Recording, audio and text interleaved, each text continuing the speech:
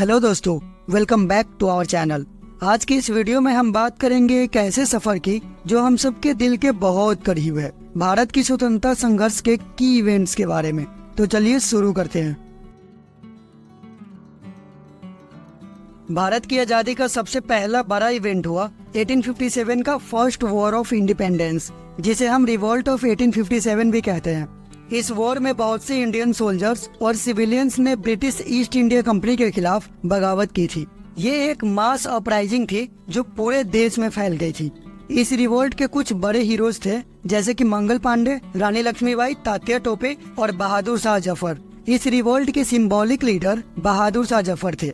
मंगल पांडे ने 29 मार्च 1857 को British officers पर अटैक करके इस रिवॉल्ट की चिंगारी जलाई। रानी लक्ष्मीबाई ने झांसी की रक्षा के लिए ब्रिटिशर्स के खिलाफ बहादुरी के साथ लड़ाई लड़ी और वीर गति को प्राप्त हुई। 1857 का रिवॉल्ट कई महीनों तक चला और कई प्रमुख लड़ाइयाँ लड़ी गई, जैसे मेरठ, दिल्ली, कानपुर और लखनऊ में। लेकिन अफसोस, ये रिवॉल्ट सक्सेसफुल नहीं रहा और ब्रिटिश रूल और भी ज्यादा स्ट्रिक्ट हो गया। ब्रिटिश फोर्स ने दिल्ली पर फियर्स अटैक किया और कई महीनों तक घिराव के बाद उन्होंने दिल्ली का कंट्रोल अपने हाथों में ले लिया और बहादुर शाह जफर को गिरफ्तार करके बर्मा भेज दिया। 1885 में इंडियन नेशनल कांग्रेस का फॉर्मेशन एओ ह्यूम के द्वारा किया गया, जिसका मेन ऑब्जेक्टिव था ब्रिटिश गवर्नमेंट के सामने इंडियंस के राइट्स और डिमांड्स रखना। स्टार्टिंग में कांग्रेस का अप्रोच मॉडरेट था, लेकिन धीरे धीरे डिमांड्स स्ट्रॉन्ग होने लगी।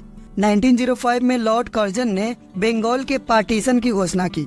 ये पार्टीशन एक और बड़ा इवेंट था जो इंडियंस को और ज्यादा यूनाइटेड करने लगा। एक्चुअली बंगाल पार्टीशन का मेन ऑब्जेक्टिव था हिंदुओं और मुसलमानों के बीच फसाद पैदा करना, लेकिन ये इंडियंस के बीच यूनाइटी की फीलिंग्स को और भी ज्यादा स्ट्रॉन्ग करने लगा। बंगाल पार्टीशन के विरोध में लाल बाल पाल ने स्वदेशी मूवमेंट शुरू किया, जिसमें लोगों ने विदेशी सामान को बायकॉट किया और इंडियन इंडस्ट्रीज को सपोर्ट किया। इस मूवमेंट के दौरान भारत के लोगों ने विदेशी सामानों को जलाना शुरू किया और हाथ से बनी सामानों का ज्यादा से ज्यादा यूज करना शुरू किया। इस मूवमेंट से लोकल इंडस्ट्रीज को काफी बढ़ावा हुआ और ब्रिटिश इकोनॉमी को काफी नुकसान पहुंचा। 1915 में महात्मा गांधी साउथ अफ्रीका से इंडिया आए। गांधी जी ने सत्याग्रह और अहिंसा को अपना मेन हथियार बनाया। 1917 में चंपारण सत्याग्रह और 1918 में खेरा सत्याग्रह के थ्रू गांधी जी ने ब्रिटिश के अगेंस्ट फार्मर्स और वर्कर्स के राइट्स के लिए लड़ाई शुरू की। चंपारण में किसानों को नील की खेती करने पर मजबूर किया जाता था, जिससे उनकी इकोनॉमिक कंडीशंस बहुत खराब होती जा रही थी। गांधी जी के लीडरशिप में ये मूवमेंट सक्सेसफुल रहा और किसानों को नील की खेती से राहत मिली। इसके बाद खेरा सत्याग्रह में किसानों ने ब्रिटिश गवर्नमेंट से टैक्सेस की छूट की मांग की, क्योंकि वहां अकाल पड़ा था। गांधी जी के लीडरशिप में ये मूवमेंट भी सक्सेसफुल रहा और किसानों को टैक्सेस में छूट मिली। 1919 में एक हार्ट रेंजिंग इवेंट हुआ, जालियांवाला बाग हत्याकांड। जनरल डायर ने अमृतसर के जालियांवाला बाग में एक पीसफुल प्रोटेस्ट पर फायर करने का ऑर्डर दिया, जिससे हजारों की संख्या में लोग शहीद हो गए। यह हत्याकांड एक टर्निंग पॉइंट बना और लोगों का ब्रिटिश रूल के खिलाफ गुस्सा और भी बढ़ गया। इस इंसिडेंट ने इंडियन फ्रीडम स्ट्रगल को एक नई दिशा दी और देश भर में प्रोटेस्ट शुरू हो गए।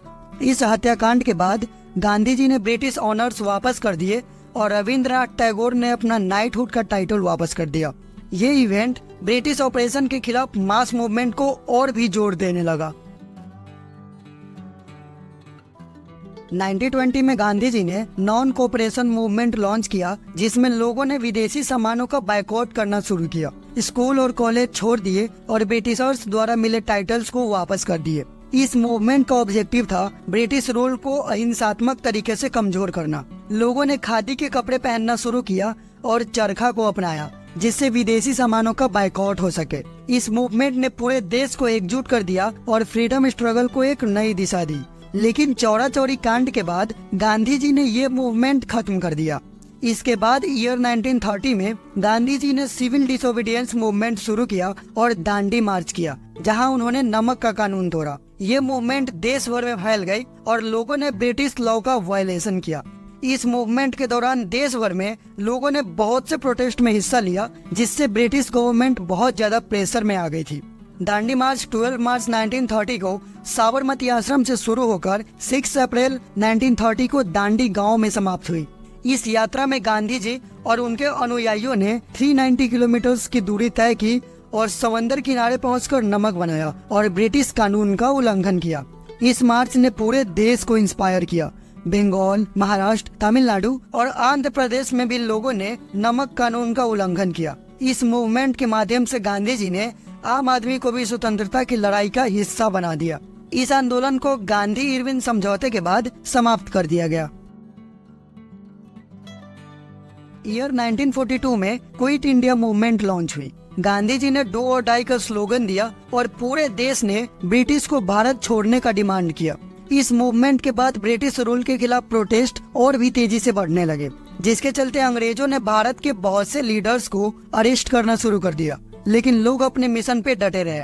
इस मूवमेंट ने ब्रिटिश गवर्नमेंट को बिल्कुल झुका के रख दिया। ब्रिटिशर्स को अब समझ में आने लगा था कि अब उन्हें इंडिया पे रूल करना बहुत मुश्किल है, जिससे उन्होंने भारत की इंडिपेंडेंस पर डिस्कशन करना शुरू कर दिया। 1947 में फाइनली ब्रिटिश गवर्नमेंट ने माउंटबेटन प्लान प्रपोज किया और भारत को 2 इंडिपेंडेंट डोमिनियंस इंडिया और पाकिस्तान में डिवाइड करने का डिसीजन लिया। माउंटबेटन प्लान को एक्सेप्ट किया गया और देश की बाउंड्री लाइन ड्रॉ की गई। 15 अगस्त 1947 को भारत को स्वतंत्रता मिली। जवाहरलाल नेहरू ने अपना famous speech tryst with destiny दिया और देश ने इंडिपेंडेंस सेलिब्रेट की। लेकिन इंडिपेंडेंस के साथ ही पार्टीशन भी आया, जिसमें लाखों लोगों को अपने घर छोड़कर नई जगह जाकर बसना पड़ा। इंडिपेंडेंस के बाद भारत ने अपना संविधान बनाने का काम शुरू किया। डॉक्टर BR अम्बेडकर की लीडरशिप में संविधान सभा ने 26 जनवरी 1950 को भारत का संविधान लागू किया। ये संविधान हमारे लोकतंत्र की नींव बना। जवाहरलाल नेहरू, सरदार वल्लभ भाई पटेल, सुभाष चंद्र बोस, भगत सिंह, चंद्रशेखर आजाद और कई और अन्य लीडर्स ने इन संघर्ष में अपना योगदान दिया। उन सब की एफर्ट्स और सैक्रिफाइस की वजह से आज हम आजाद भारत में जी रहे हैं। तो दोस्तों, ये रही हमारी स्टोरी भारत के स्वतंत्रता संघर्ष के की इवेंट्स की।